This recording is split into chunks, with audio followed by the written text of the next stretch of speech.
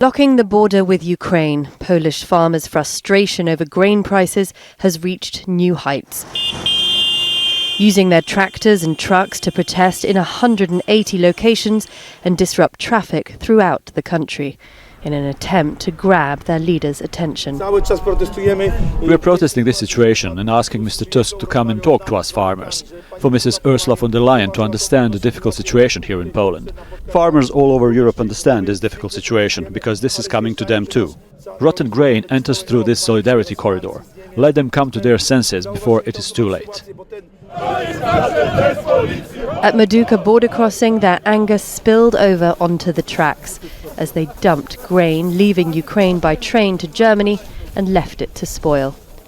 In 2022, when the war began, the EU waived duties on Ukrainian food exports to help the war effort. Farmers say this unfair competition is now crushing their business. On the social media platform X, Ukraine's Minister for Infrastructure called their protests political provocation aimed at dividing Ukraine and Poland. He reminded people Ukraine's grain is being harvested under rocket attacks and its export is a matter of survival. The EU has already seen sustained protest from European farmers. They've offered them subsidies, but Polish farmers want Ukrainian imports banned and new EU restrictions on the use of fertilizers and pesticides scrapped.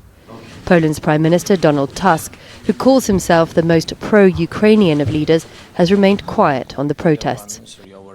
With 77% of Poles backing the farmers' demands, Tusk can't risk antagonizing voters when he has such a slim majority. But failure to act now could have significant consequences for long-term Polish-Ukrainian relations. Charlie Angela, Al Jazeera.